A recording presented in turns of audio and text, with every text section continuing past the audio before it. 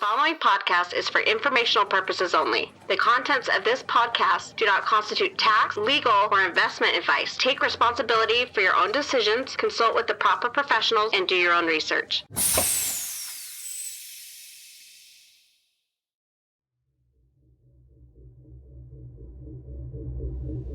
When we first started learning about the graph, we could never have imagined that this is what emerged out of it.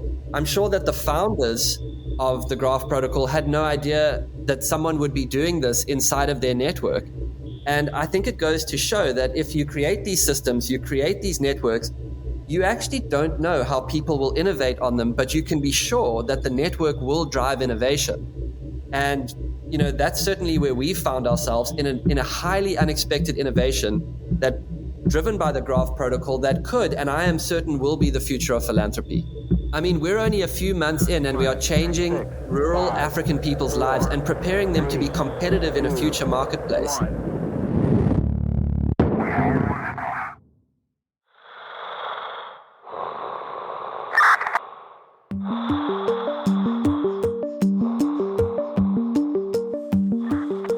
GRTiQ podcast.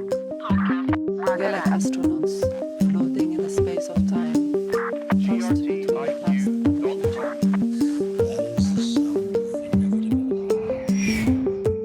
Welcome to the GRTiQ podcast. Today I'm speaking with Rich Laburn and Boyd Varty with Index Africa and Indexer The Graph. As you're about to learn, in addition to being the only indexer currently operating on the continent of Africa, Rich and Boyd are also leveraging their work as an indexer to pioneer a new approach to philanthropy called decentralized philanthropy, or DeFi with a PH.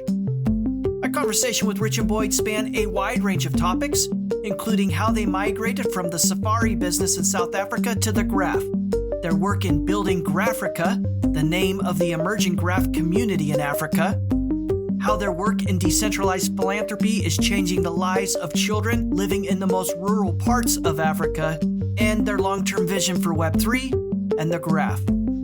We started the conversation by talking about Rich and Boyd's background and why they launched Index Africa. We started with Rich.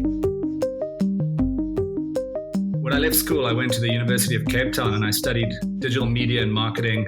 And that really was in the early 2000s, right when, right after the dot-com kind of boom and bust, and there was a whole new emergence of kind of Web 2 developing. But when I finished that, I actually pursued a boyhood dream to become a game ranger, and that led into becoming a wildlife filmmaker to fuse the digital media with the wilderness. And then that led me into the tourism industry, and I've started building tech for the tourism sector for the last 10 years or so. I've completed an MBA in Madrid a couple of years ago, and now I'm running the Silicon Kruger initiative, of which Index Africa and the Graphrica community is our primary focus. And how about you, Boyd? I had a strange educational background. When I was young, my parents were building safari camps all over Africa. My family was in the safari business, the photographic safari business. And so I went to a boarding school initially. And then as a teenager, my parents took us out of school, myself and my sister, and we found ourselves being educated under trees in the most rural parts of Africa. We had a tutor, and sitting under those trees, the most amazing things would happen. Kids from local villages and local tribes would come and sit around with us, and we found ourselves really connecting with the most rural people in Africa and being involved in education with them from a very early age. And that really shaped me, because I realized at that time that really the only difference between us and them was we had access and they didn't have access at that time. So that really was my first encounter being educated, under trees around Africa. And then I went to the University of Cape Town and I studied psychology. I was very interested in human potential and transforming human potential. And my life has sort of become a coming together of all these strange backgrounds into what we'll talk about today. Well, I find both of your backgrounds very interesting. And I believe the point where you connected was somewhere in Africa. But before we get to there, how did each of you get involved or interested in crypto and blockchain? So I remember, really in late 2009, just as someone who followed technology, hearing about Bitcoin and, coming off the back of like the cypherpunk movement. But it was only really when Ethereum began to make headway and the space more accessible in about 2017, 2016 that I started to take note. And coming off the back of doing my MBA thesis was this idea of creating an identity management DApp that would be like a data intermediary in the healthcare sector, a sort of decentralized record of your most confidential and personal healthcare data with built-in distribution capabilities to various stakeholders such as doctors and pharmacies and health cover, medical aids and other specialists. And that project just got me exploring how data in a decentralized world is created, how it's captured, and how it can be shaped into new modalities that contribute to society. And finishing on that, I just realized that going into the Web3 space was really the thing calling me, and I've been on that path ever since. And how about you, Boyd? How does somebody with such a strong family background in Safari in Africa to get involved in crypto and blockchain? My introduction was, I think, like a lot of people who've come into the space, I was introduced through a friend. And what's been really fun about it for me is that, I did grow up in the woods. I don't have a particularly technical background. And so it's been this immense learning curve. And like a lot of people, it's been a kind of awakening into the potential that the Web3 space actually has. And the other wonderful thing about it is that I feel like approaching it as a layman, I have what in the East they call beginner's mind. I feel unclouded by actually a lot of technical knowledge. So I can just be really practical with seeing what's in front of me. And there's been a great joy in that in many ways, just seeing like, does this work or does it not work, without actually a broader sense of the depth of the ecosystem. And so that's given me a real practicality in my approach to introductions to the blockchain and what's possible in the Web3 space. Well, Boyd, I'm really curious about this interplay between a guy that is educated in the woods in South Africa under a tree, as you said, and technology, and not only kind of current technology, but Web3 and DeFi, the future of technology. It seems to me these things would never meet. And if they did, they wouldn't really know what to do with one another. How would you reason through that? Well, I would start off firstly by agreeing with you. If some people may even consider me something of a Luddite, I grew up next to campfires, under trees, under the stars, being educated in the most rural villages. I'm not an extremely tech-savvy person, but what I am is someone who is extremely open and someone who can see where unexpected things can come together. It was an enlightenment experience for me, being introduced to the Web3 space, being introduced to how these networks operate. And it was a fun learning curve. And as I learned more, it actually became clear to me that in a very strange way, there was an incredible fit between rural African people and this digital space. And in some ways, I actually started to see that these spaces were an expression of the heart of African people, a digital expression of the heart of African people. And I know that's a very strange thing to say, but I believe that African people are going to be extremely well positioned to participate in decentralized, more communal spaces, more transparent spaces where people can operate peer-to-peer. It actually fits the African consciousness and way of being extremely well. And so I think of myself and Richie and Index Africa as we're a conduit in which two extremely unexpected things can come together. And even, between Richard and I, with Rich, you have someone who's like got strong and deep technical skills. And with me, you've got someone who's got on the ground, skills creating education in rural places. And when you put us together inside of an indexing node and stir in the power of the graph protocol, you start to have an unexpected coming together of multiple things. And so that is our story. Our story is innovation coming together through unexpected spaces being put together. And, another way of saying it is the future, I believe, is about symphony. Symphony is the bringing together of unexpected elements to create something really unique and beautiful. And I believe that in some ways that's been our gift, our somewhat unusual background and bringing together, this understanding of how Africa operates on the ground and this incredible new technical power platform. I like to ask guests of the podcast from various countries what the attitudes or opinions of the local population is towards crypto and blockchain. So what can you tell us about South Africa, where you two are operating? So let me comment about South Africa and say that I think that there is amazing scope for DeFi in South Africa. And I say DeFi specifically because we have such mature financial institutions with which it's aligning at an enterprise level. But more and more, we've also found that there's just a mass of people who are piling into the DeFi space purely from a speculative level. And that is really driving a ton of momentum around adoption of dApps and other subgraphs in the space. More broadly in Africa, I think it's a mixed bag as to how governments view it. I know there are many governments in Africa that are sort of stridently against it and trying to figure out how to regulate it.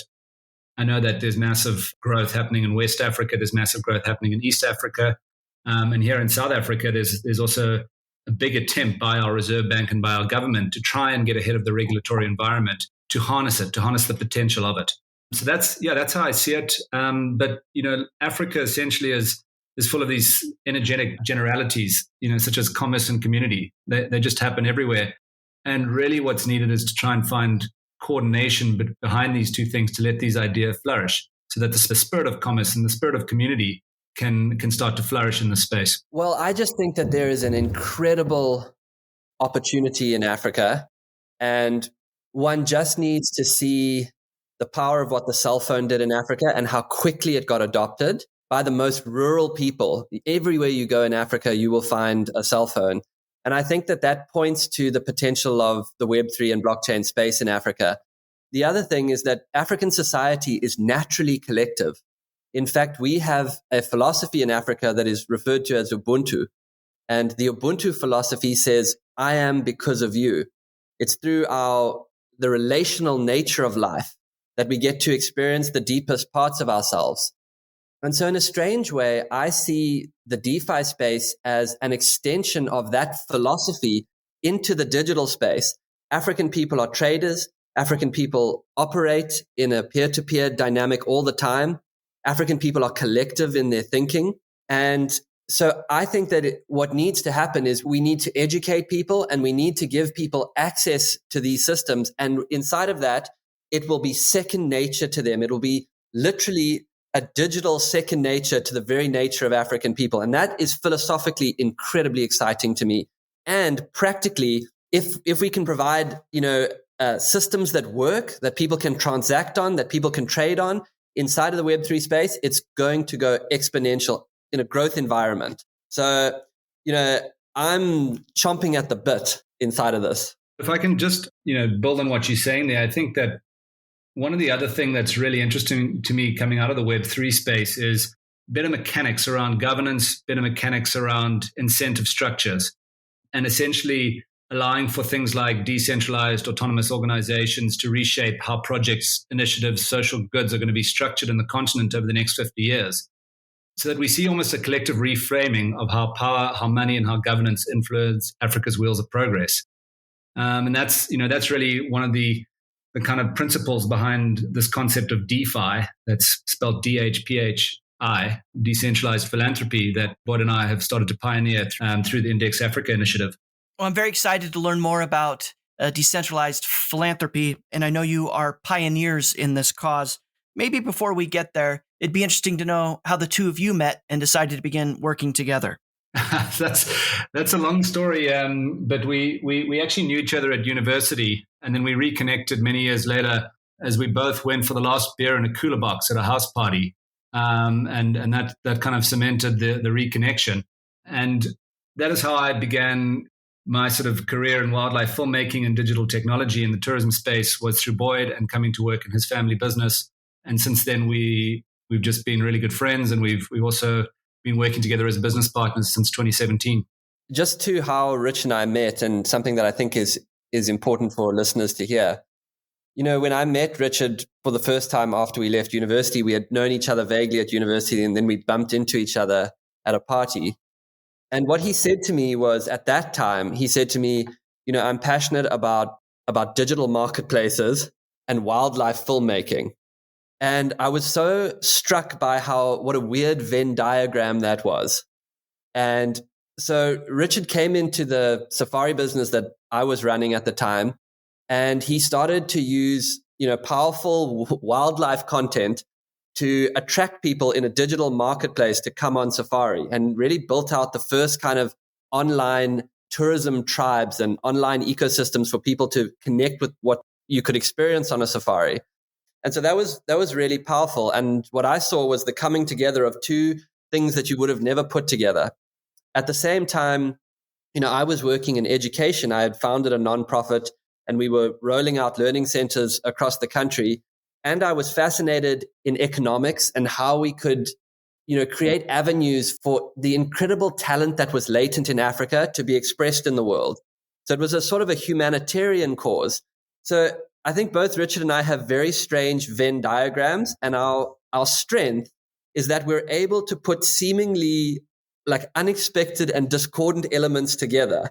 And I think that's been the joy of our partnership, is to see two unrelated things and work out how they go together. And as we move into talking about Index Africa, I feel like that's fundamental to what we've done. Is we've seen a number of unexpected things, and then we've been lucky through sort of the strangeness of our own interests and our own weird personal Venn diagrams to work out how to put them together.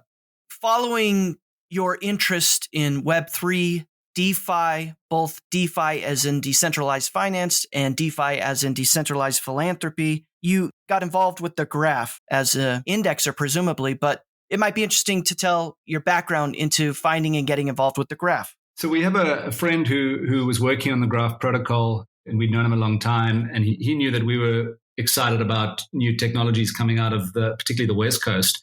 And in the Web3 space, and he told us about the Graph and said, "Oh, you should get involved as a curator." This was about probably like July last year, and so we started to get more interested and more involved in it. And when it launched, I was signed up as a curator, and the real desire there was to just learn more about the Graph and dig in further into how dApps and subgraphs work.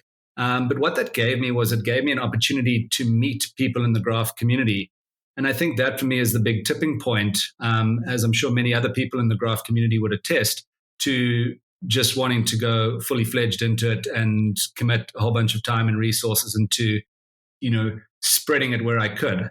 And so that's really how the journey began. And as I became more involved in the community and got to know people, I started talking with other indexers, and then this idea emerged about saying, well, there's no infrastructure and there's no hosting infrastructure or indexing infrastructure anywhere in Africa. And Boyd and I said, look, this is our mission. Let's put Africa on the map. That's what we want to do. So we then went about and we set up our own node. And that was really the kind of genesis of where we find ourselves now. Yeah. So as I got introduced to the Graph, I was going through an incredibly steep learning curve. And really my learning curve was talking to people who had a deep understanding of the space. And quickly I understood the utility of the Graph. And I started to get a sense of the potential that would come in the Web3 space, and how the Graph was centralized to that in some ways. The Graph offered opportunity for everyone to index data in this huge ecosystem. And so my involvement was really a layman being educated by experts through conversations. And it was just tremendously exciting for me. I felt like I was in a new world. And I was literally seeing a new world. And really my learning curve was driven by excitement. We were interested in what the Graph could do, and then learning about indexing, and then learning about curation, and learning how this network was fitted together, and then starting to get a sense of how this community was supporting each other to create this. So it was really like learning driven by excitement. Are you still a curator, Richie, working at the Graph?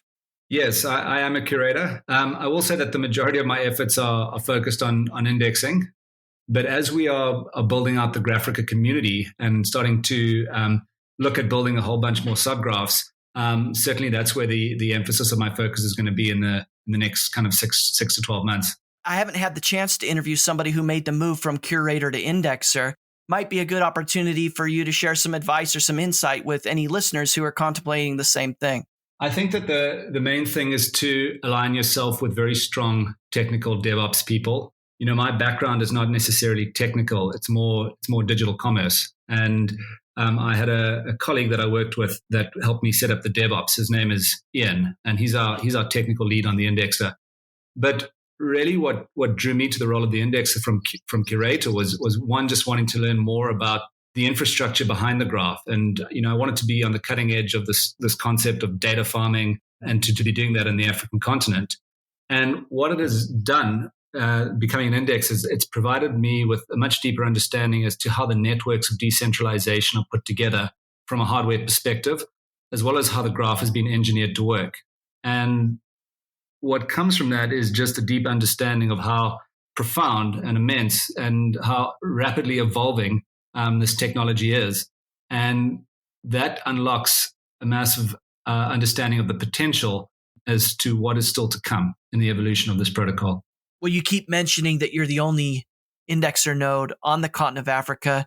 Why is that such an important thing for the graph and good for the protocol? Yeah, it's a decent question. I mean, I would definitely, I wish I could have our technical lead here with me to provide the actual details of it. But, essentially, decentralization is not just about stake decentralization. It's also about geographic decentralization.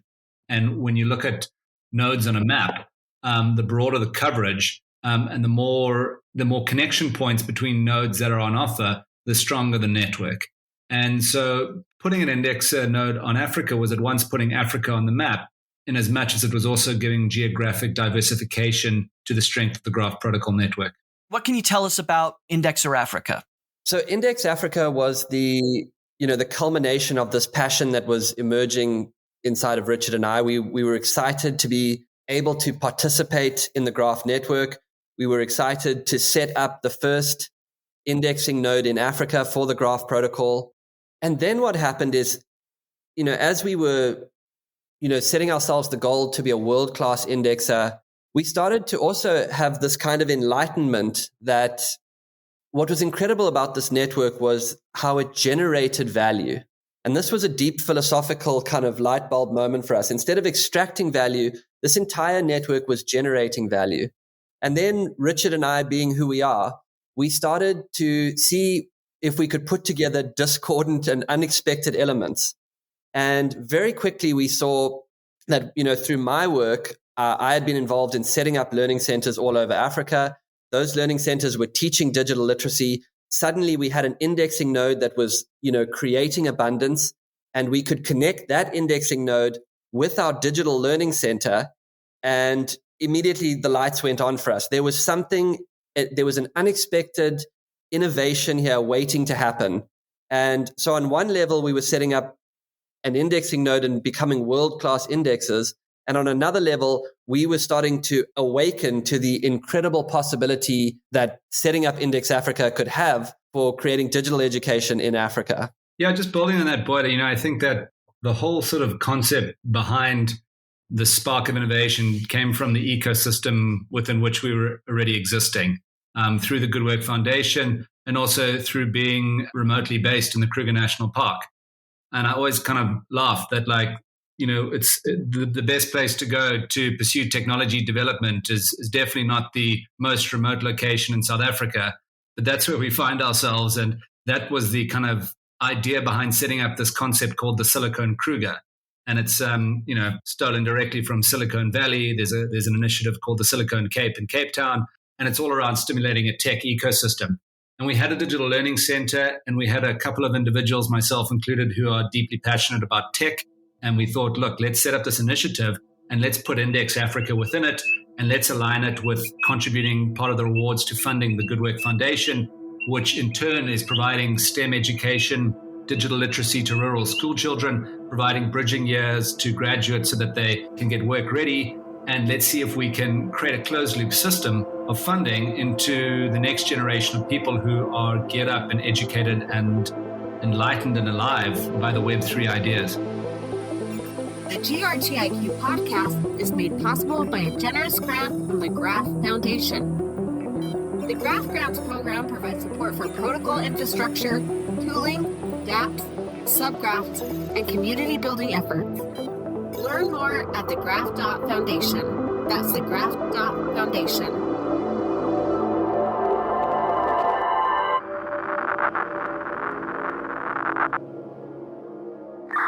Hi, this is GRTiQ. Thank you for listening to this podcast and for supporting this project, especially those of you who have taken the time to leave a review, rate the podcast, or share an episode on social media. The GRTiQ podcast shines a light on the people working to build the graph, and each week we get to meet a new member of the graph community to hear their story, to get a fresh perspective, and hopefully to learn something new. But the truth about the graph is that it's really about the countless stories happening every single day all across the world, including your story, that will make the difference in the success and evolution of the graph, and ultimately, Web3. You get to write your own story, so if you have the ambition to help build the graph, then take initiative and get involved. Join the Graph's Discord, start reading and contributing to posts in the Graph's forum, join the Graph's Telegram and Reddit channels, and look for ways to make a contribution. They're out there. If I can do it, so can you. Thank you for your support. Roger that.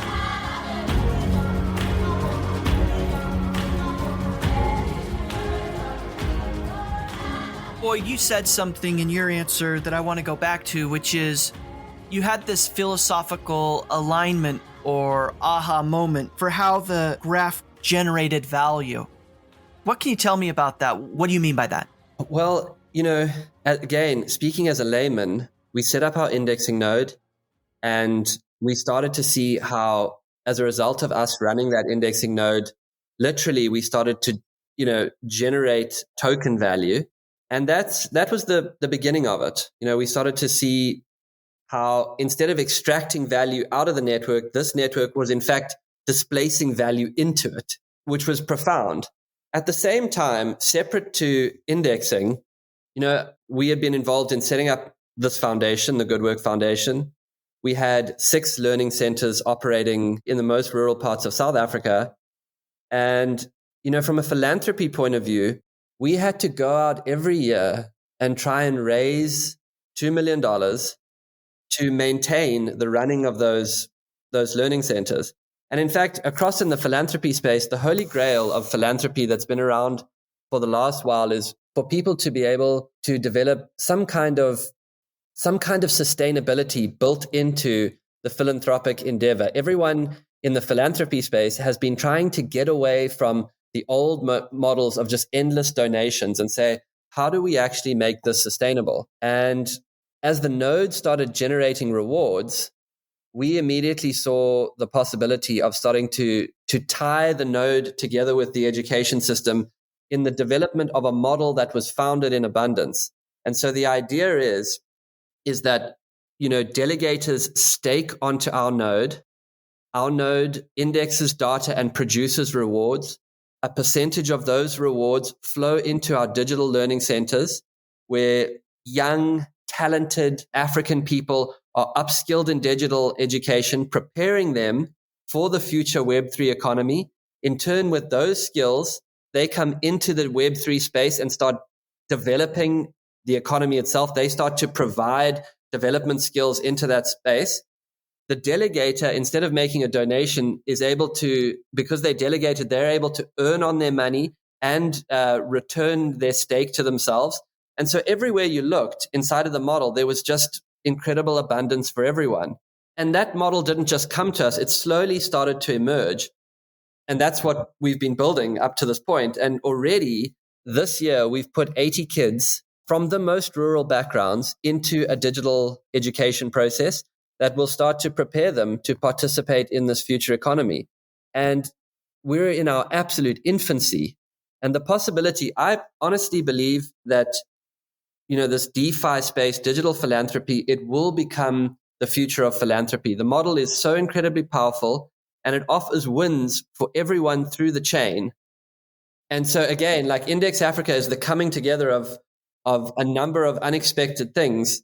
And all of this is what I should really say too, is that all of this is made possible by the presence of, the Graph protocol. And what I'm so excited about is when we set out to index, when we first started learning about the Graph, we could never have imagined that this is what emerged out of it. I'm sure that the founders of the Graph protocol had no idea that someone would be doing this inside of their network. And I think it goes to show that if you create these systems, you create these networks, you actually don't know how people will innovate on them, but you can be sure that the network will drive innovation. And, that's certainly where we found ourselves in a highly unexpected innovation that driven by the Graph protocol that could, and I am certain will be the future of philanthropy. I mean, we're only a few months in and we are changing rural African people's lives and preparing them to be competitive in a future marketplace. And there's a leapfrog opportunity there. There's latent talent in Africa that is going to be unlocked by this. And the more delegation that we can attract through being a world-class indexer, the more lives we can affect on the ground. I think what makes us unique is that we are on the ground African operators who are also connected to this global economy through the Graph. And so we just have tremendous scope to play here. And I want to see this rolling out all over Africa.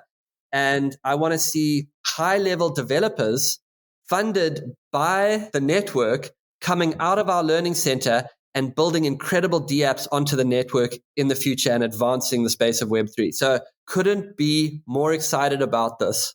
So, yeah, I mean, just building on it, I mean, I want to naturally just try and simplify it. This whole DeFi model, the decentralized philanthropy, is really like in the same way that DeFi, decentralized finance, has reinvented finance. Essentially what we're trying to do is take delegation, putting it into an escrow by delegating it onto a node, earning rewards, a return an APY for the delegator, and allowing them also to benefit from the growth and the price of the Graph token. And a portion of our rewards are then used to fund these learning centers and to fund projects that help with the development of digital education and Web3 education. But I think most importantly is that as more people start to participate, there's a self-reinforcement that happens on the Graph network that provides, that sort of underpins the premise of decentralization. As in the more people that you have using a network, the stronger it becomes. And that's what's also tremendously exciting about the concept of DeFi. So if we contrast traditional philanthropy with DeFi, and again, for listeners, that's DeFi with a PHI.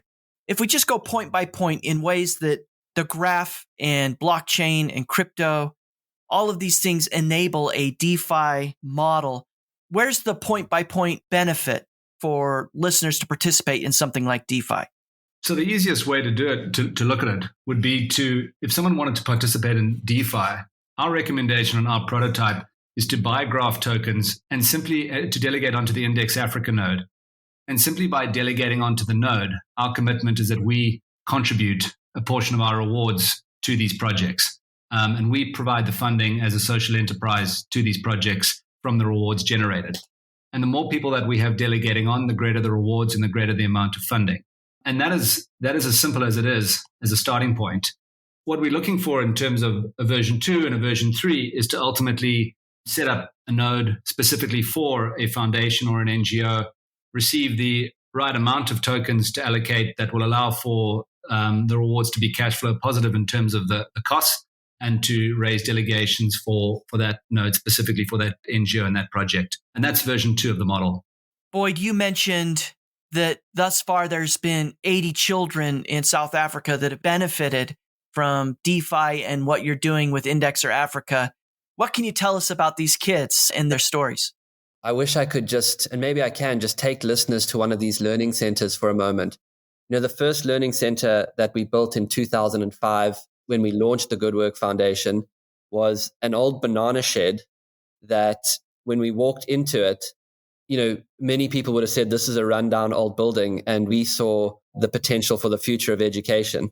And right at that time, when myself and my former teacher who were involved in founding the Good Work Foundation walked into it, we remembered all those years as a child that I spent in the most rural parts of Africa, realizing that the only difference between, myself who had access to education and the most rural school kids was access itself.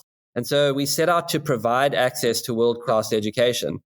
Now, if you walk into that learning center today, it is a vibrant learning space. You will see kids on iPads doing gamified learning. You will see increases in maths and science. We operate a supplementary to the school system. You will see kids singing and running with excitement into that learning center. You will see a robotics class unfolding. You will see access to some of the best education in the world via the internet. And it's just tremendous to watch. There's a vibrancy of learning in that space. These young people have tremendous potential.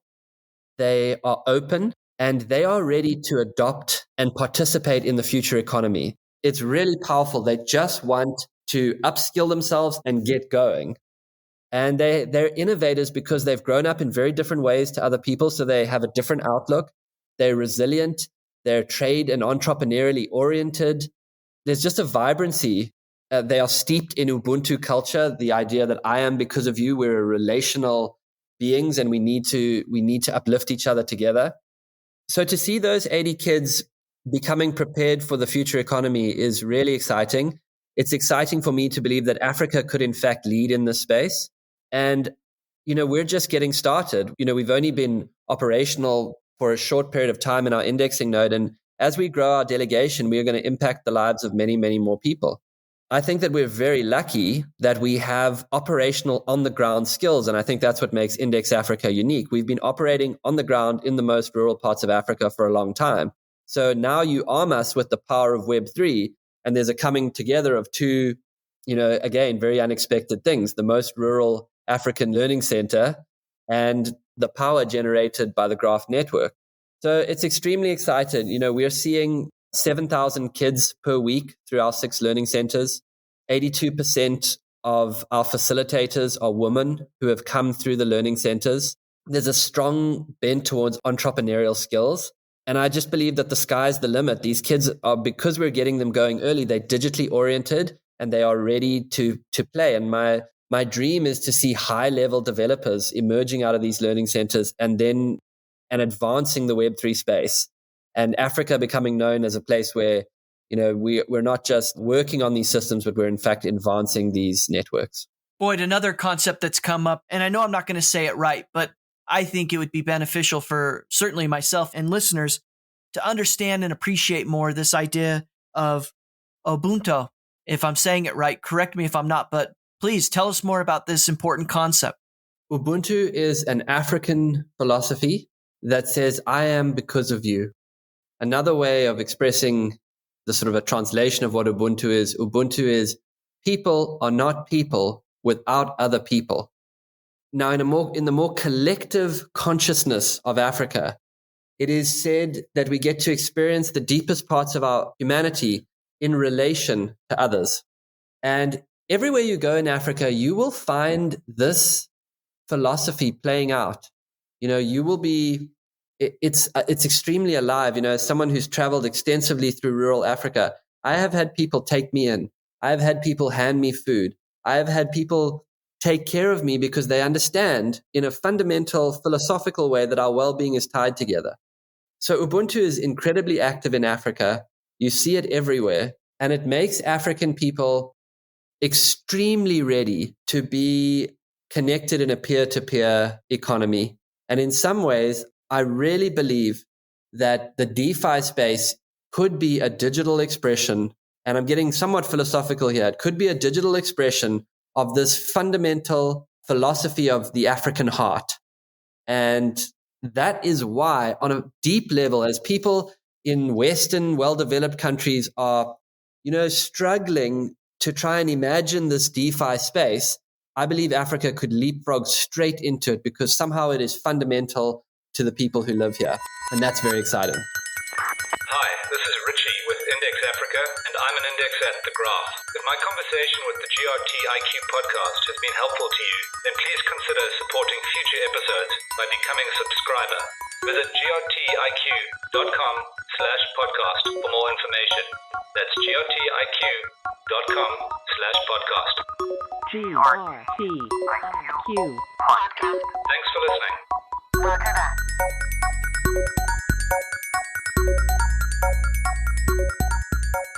Well, I think listeners will appreciate how unique Indexer Africa is on the account of what you're doing with the rewards and DeFi and building this incredible community in Africa.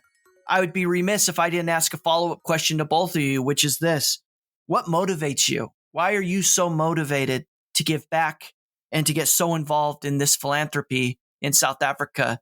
Richie, start with you. What's your motivation? My motivation is built around the idea that context is everything.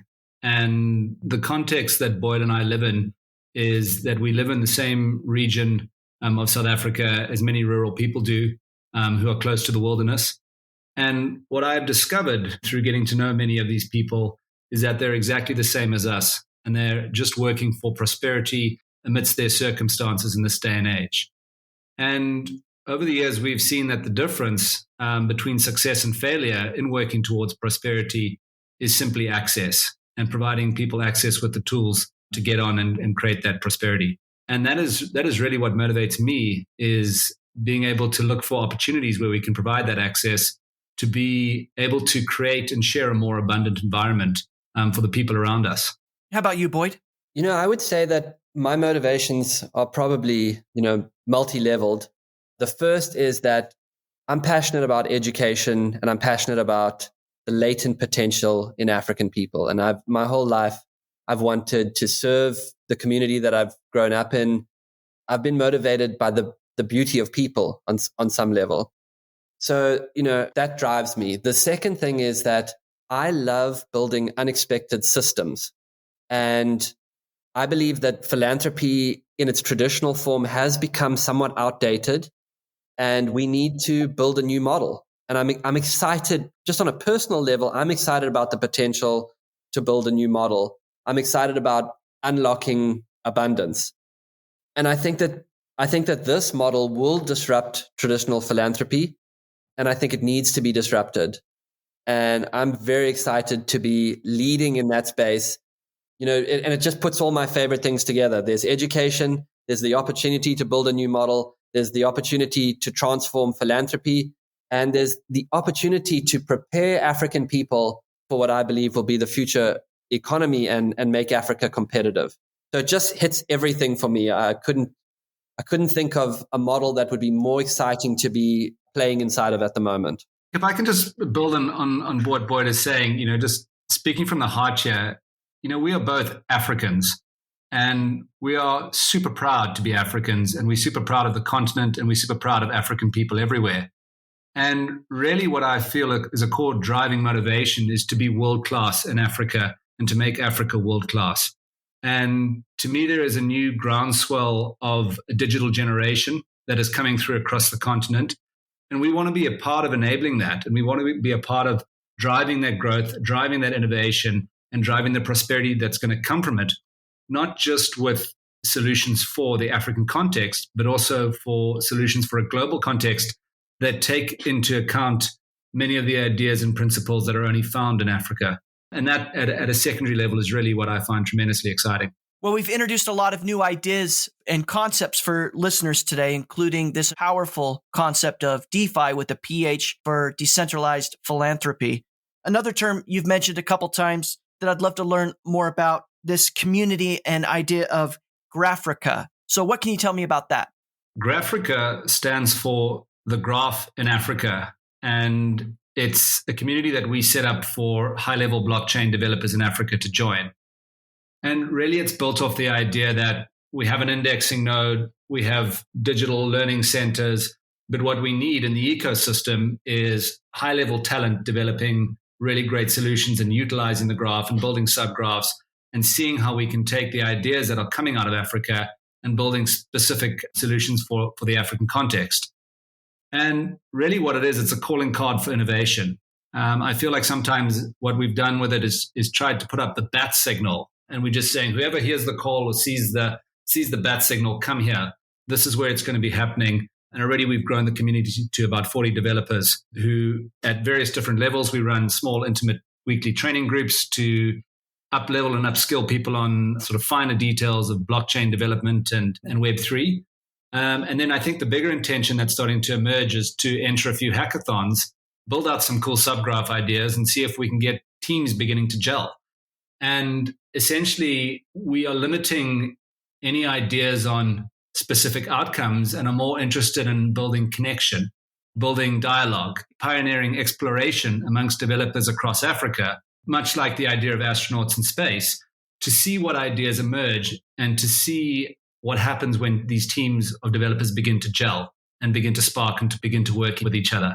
And that's really the context behind Graphrica. Yeah, I mean, I think Richard has said it so well there. I think of this as emergent innovation. And you put a group of innovative, talented people together and allow them to start to have a context in which to interact. And then we wait with intention. And I'm certain that incredible opportunities will emerge that we can't imagine yet. And then we start to build out those opportunities. And we do it together as a community in the spirit of Ubuntu, understanding that collectively we are stronger and we enforce this entire network. In looking at the statistics for this podcast prior to this interview, I get a pretty good share of listeners off the continent of Africa. If listeners want to get more involved with Graphrica, what's the best way to do it? So the best way to do it is we have a Discord invite, which you can post in the show notes, or join the Graphrica Telegram channel, or join the Index Africa Telegram channel and ask for a Graphrica Discord invite, and I'll share one with you. So, Richie, one of the main talking points right now within the Graph community, and I almost think within the proof of staking at large, is this idea of keeping stake decentralized. Every opportunity I've had to interview an indexer working at the Graph, I've wanted to get their opinion on this important topic. So what is your opinion right now or perspective related to this topic of keeping stake decentralized? I think it's critical that, we seek to preserve the integrity of the system and create an economically balanced network. But I also understand that the economics of tech can't help but skew towards the most efficient systems and what in the centralized world is called the winner-take-all markets.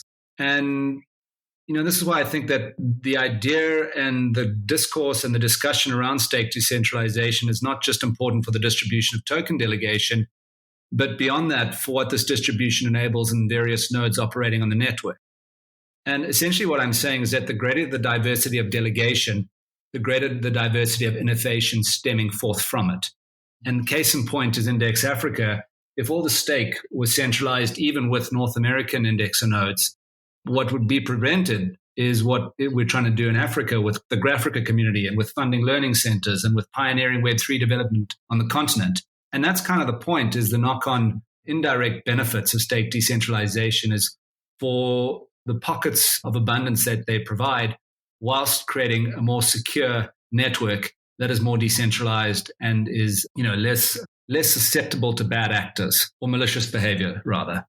Well, I really like what you said there, Richie. It resonates with me. And I can't help but think in the case of Indexer Africa, this is an opportunity for members of the Graph community who want to participate in something like decentralized philanthropy to do it. And if we can keep stake decentralized and give indexers like Indexer Africa opportunity, it's really important at the human and community level. I look at things through the logic of a flywheel. Let me put it this way. First, we want to get more people using the Graph network and delegating Graph tokens so that we increase the security of the network first and foremost. Then we want to diversify the delegation of those tokens so that there's broader stake decentralization.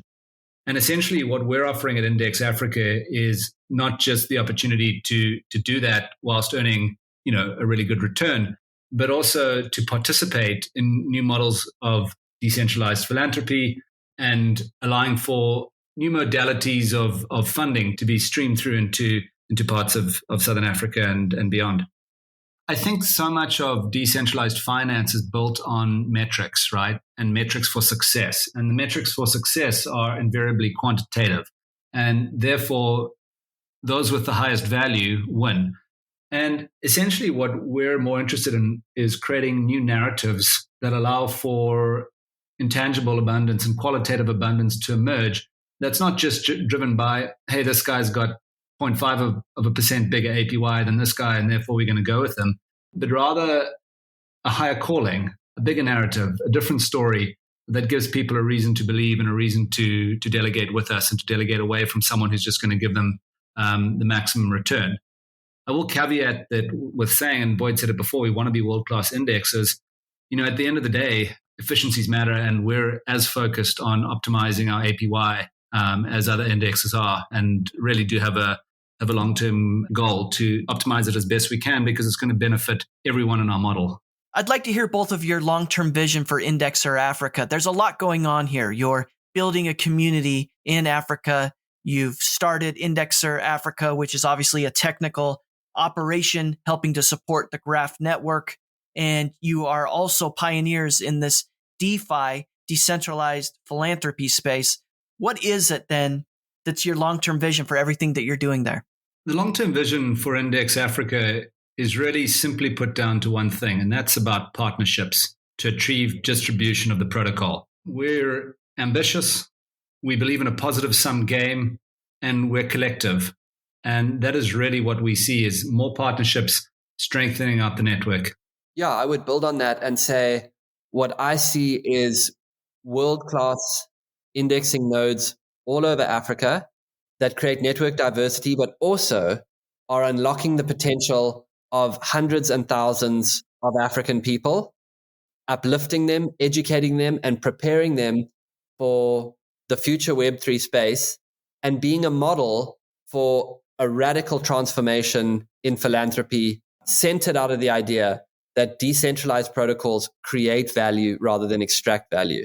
So I would like to see that built out to the point where across the continent, we are affecting the lives of hundreds and thousands of people whilst further decentralizing the network and disrupting philanthropy. So I just see us operating on multiple levels. And it is it's ambitious, it's big, but I really believe that it is possible. And we are off to the races and we are already seeing the potential. And now it's just a question of building that out across the continent. Well, in a similar tone, I'd like to know what your long-term vision for the Graph is, because outside of everything you're doing, the Graph seems like a remarkable platform, not just for DeFi and Web3, but for people out there who are mission-driven like you. What's your long-term vision for the Graph? To me, the Graph is all about the community and the spirit of abundance, the spirit of sharing, and seeing that grow so that more people are aligned in a way of working together, which is bound by common values and by the collective. From a technical perspective, I think it's pretty infinite what it can do. When I look and try and envision what the Graph could become, it's not a 10 or 20-year journey. It's almost like you've got to cast your head 4 decades, 3 decades into the future with trying to imagine the full scope of decentralization and the amount of decentralized data that is going to be moving around and being shaped through it. One of the ways I look at it is I try and reflect back to, many years ago when the Arab Spring happened and Twitter was the big app for distributing communication around it. And that was effectively one of the catalysts for that to happen. I look at decentralized media such as LivePeer, and I think how will that work in the context like Africa, and how will that work in terms of the knock-on effects? As a layman, I always caveat my position as technical layman, But my light bulb moment was when I first started talking to high-level developers who can actually conceive of where the space is going. That's where the light bulb really started to go off for me, because when I saw what they were seeing and how excited they were about what the Graph is positioned to do in the Web3 space, how far it is ahead of anyone else, I started to realize how difficult it is to even conceive of the potential of the Graph. Because in order to perceive of the potential of the Graph in the Web3 space, somehow you have to get yourself into the full scope of what Web3 will mean. And that is actually a massive challenge. It is so powerful and I think so difficult to conceive of that it's difficult for people to project into the future in that way. But I know that, as you say, the Graph is going to be central to that. The Graph's utility is central to that. The Graph is the foundation that builds that. I don't think people have fully grasped that yet. And you just need to see the lights go on in Web3 developers' eyes and believe, as I do, that Web3 is the future to start to even remotely conceive of what this could be. To me, I viewed this like this funnel of data. It's like a quantum field. It's like you've got to learn how to shape energy, right? And data is no different. It's so ubiquitous. We're seeing the tokenization of everything. We're going to even see the tokenization of humans in a few years. It's already happening where you can go and list yourself as a publicly traded commodity.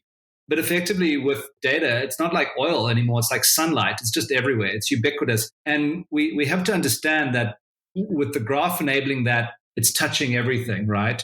And that is tremendously exciting in that it has such a wide breadth of reach. But with that, I think what I see as the vision is people who are able to shape the energy, people who are able to shape the data and start to move it in new directions and start to move the streams as forces. And the key thing there is to create forces for abundance rather than forces for personal use or selfish gain.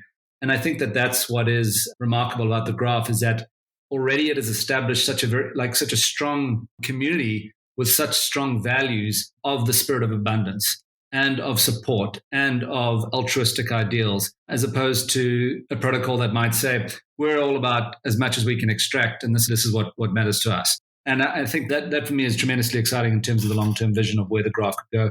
Richie and Boyd, thank you so much. You've been so generous with your time, and I'm really inspired by what Indexer Africa is doing and your vision, not only for the graph and for Web3, but for the people of Africa. If listeners want to learn more about you and the work you're doing, what's the best way to do it? The best way to find out more about Index Africa is to visit our website. That's indexafrica.io. You can also join the Index Africa Telegram channel, which is where we communicate with all of our delegators. And the Graphrica Discord channel is an open invitation for Web3 developers in Africa, and we'll pop that in the show notes. This has been a production of the GRTiQ podcast. For more information, including detailed show notes, visit grtiq.com/podcast. That's grtiq.com/podcast. Please consider contributing to this project and helping build the community by subscribing and leaving a review. GRTiQ Podcast.